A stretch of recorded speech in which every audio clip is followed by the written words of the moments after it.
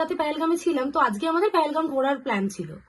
তো আমরা পেহেলগামে সকাল থেকে ঘুরেওছি, আরু ভ্যালি, বেতাব ভ্যালি, চন্দনবাড়ি, আমরা সব জায়গাতেই ঘুরেছি।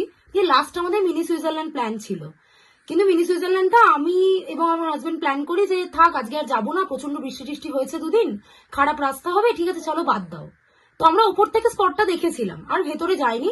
দিয়ে আমাদের কি মনে হয়েছিল যে এখানে অনেকদিন আছি, এখানে মন্দিরে যাওয়া হয়নি একদিনও, পাশে একটা শিব মন্দির, খুব ছোট একটা জায়গা, সেখানে গিয়ে আমরা মানে ঠাকুরের জাস্ট দর্শন করছিলাম।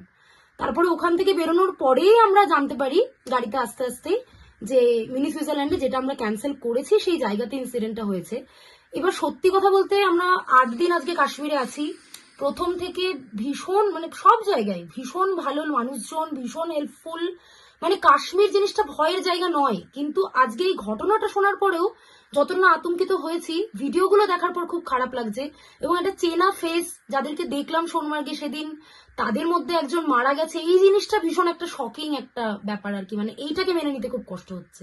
থেকেই দেখছি পুরো মানে আমরা পেহেলগাম থেকে যে শ্রীনগর এসছি, পুরো রাস্তাটাতেই প্রচুর মানে প্রোটেকশন, প্রচুর আর্মি, প্রচুর প্রোটেকশন। এবং এখানকার যারা লোকাল লোকজন তারা ভীষণ হেল্প করেছে আমরা যাতে সেফলি পৌঁছতে পারি। এবং এখন আমরা শ্রীনগরে আছি এবং একজন কাশ্মীরির বাড়িতেই আছি, এবং তাদের মতো হোমলি ফিলিং, মানে একদম হোমলি ফিল করছি আর কি, ভীষণ। এখানে কোনো টেনশন নেই, শুধু একটা মানে ভীষণ শকিং একটা ব্যাপার ঘটেছে, সেইটাকে মেনে নিতে খুব কষ্ট হচ্ছে।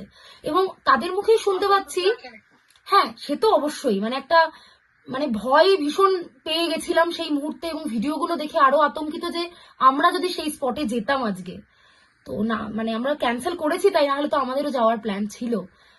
তো এইটা একটা আতঙ্ক ভেতরে তো কাজ করছেই। এবং এখানকার মানুষের মুখেই শোনা যে কোনোদিনও টুরিস্টের ওপর অ্যাটাক হয়নি, এটা বোধহয় প্রথমবার।